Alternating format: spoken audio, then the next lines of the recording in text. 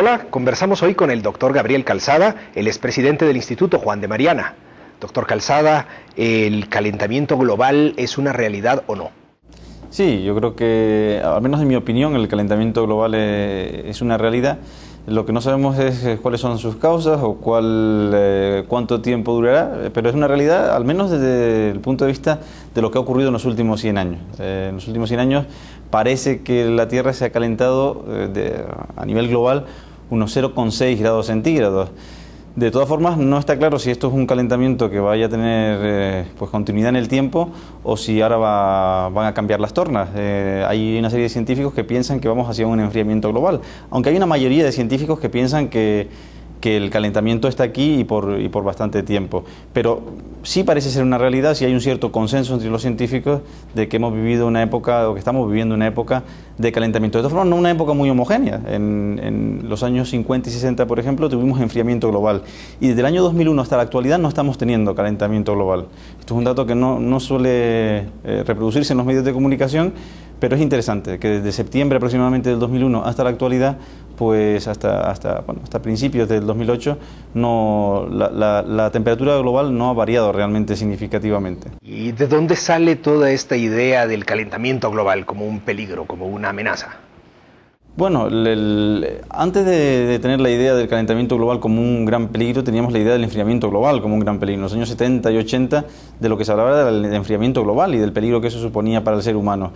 En este momento pues se habla mucho del calentamiento global y puede ser que tengan razón. La verdad es que los científicos no están de acuerdo en realmente hasta qué punto es un peligro. Hace poco una serie de científicos de bastante prestigio rusos venían a plantear que vamos hacia un enfriamiento global.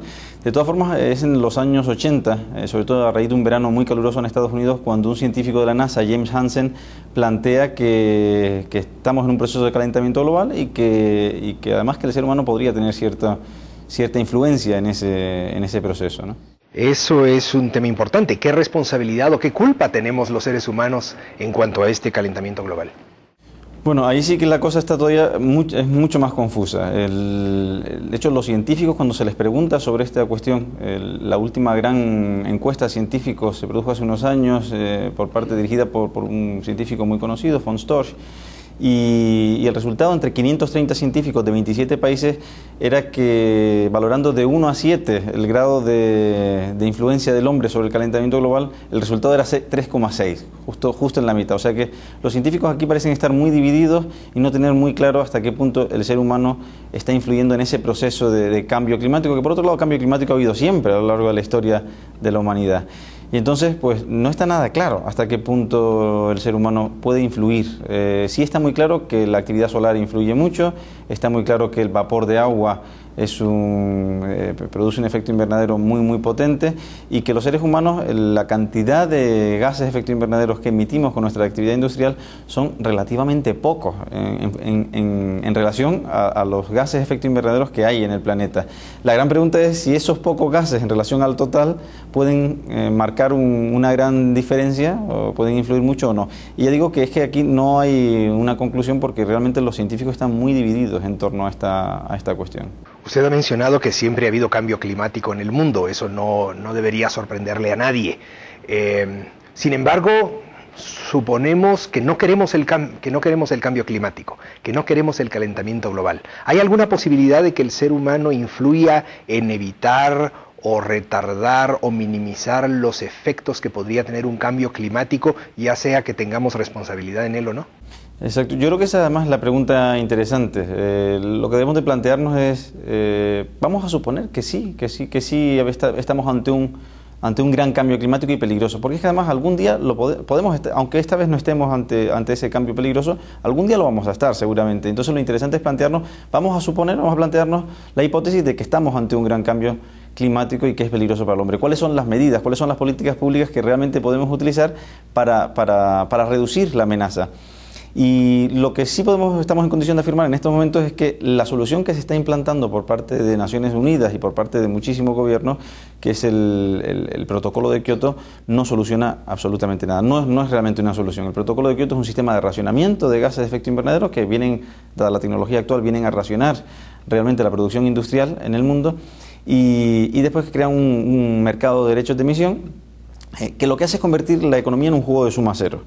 Esto tiene grandísimos problemas. Coarta las libertades individuales de una forma drástica y además ¿Qué tiene es un juego de suma cero? Un juego de suma cero es un juego por el cual cuando para que unos ganen otros tienen que perder. Es decir, aquí nadie saca beneficio en este juego sin que otros pierdan. En el caso concreto del protocolo de Kioto, lo que ocurre es que una vez racionados, asignados los derechos de emisión y racionados la emisión de gases de efecto invernadero, para que una industria pueda crecer, otra va a tener que decrecer a no ser que la tecnología cambie, pero eso es el proceso de cambio tecnológico es un proceso bastante lento y que de un momento a otro cuando una empresa quiere crecer no se da en ese momento. Entonces, claro, nos encontramos con el problema de que precisamente aquella crítica que le hacían los enemigos del capitalismo al capitalismo, y una crítica equivocada, totalmente equivocada, de que el capitalismo era un juego de suma cero, resulta que lo han terminado convirtiendo, no al capitalismo, sino el sistema en el que vivimos lo han terminado convirtiendo en un juego de suma cero por culpa del protocolo de Kioto. Pero lo grave del protocolo de Kioto es que si medimos los beneficios del protocolo, hay un cierto consenso en torno a que en términos de grados centígrados, si todos los países cumpliesen el protocolo de Kioto, reduciría 0,07 grados centígrados en el año 2050. Y que como es un sistema lineal, de cara al año 2100 reduciría 0,14 grados centígrados. Es decir, ponemos en marcha un sistema de racionamiento que coarta las libertades y que va a reducir muchísimo el progreso económico para tener un beneficio que es ridículo, de 0,07 grados centígrados en el año 2050. El coste se puede mirar de muchas formas. El coste para mí más importante es ese, el convertir la economía en un juego de suma cero, convertir nuestro sistema, nuestro modelo económico en un juego de suma cero. Pero en términos de compra de derechos de emisión, por ejemplo, el que unos países tengan que comprarle a otros los derechos de emisión, el que muchas empresas dejen de dedicarse a ofrecer al consumidor, que el consumidor deje de ser el soberano y que realmente a lo que se dediquen los empresarios ya no es a ofrecer algo interesante al consumidor, sino a vender derechos de emisión. O el que, por ejemplo, el modelo de asignación de derechos haga que todas las empresas se agolpen a las puertas de los ministerios para conseguir las asignaciones necesarias y estar en una situación ventajosa con respecto a la competencia. O que empresas como, por ejemplo, Enron tuviesen reuniones con Bill Clinton y Al Gore cuando eran presidente y vicepresidente de Estados Unidos para tratar de poner en marcha un sistema como este, solo por el hecho de que sabían que aunque a ellos les perjudicaba, la competencia les perjudica más todavía, porque en el caso de ellos era una empresa gasista de gas natural y la competencia, pues siendo una empresa productora de petróleo, pues tiene una mayor emisión de gases de efecto invernadero. Pues este es el tipo de dinámicas que genera, son dinámicas realmente perversas, al margen ya del coste directo que es monumental. Por ejemplo, en el caso de mi país, la consultora PricewaterhouseCoopers en España calculaba que el coste directo solo de compra de derechos de emisión rondaba los 20.000 millones de euros. Y eso solo es realmente una puntita, una gota dentro del mar de costes que genera el protocolo de Kioto. Doctor, Estados Unidos, entre otros, no ha ratificado ni se ha adherido a Kioto. ¿Y cómo les ha ido a ellos? Esto es realmente interesante porque Estados Unidos fue el promotor del protocolo de Kioto y al final resulta que, bueno, debido a una votación que hubo en el Senado, el Senado votó por unanimidad, con 3 abstenciones, el que no se adherían a ningún protocolo de este tipo porque no creían que fuese la solución. Ellos, sin embargo, han optado por otro tipo de medidas de políticas públicas.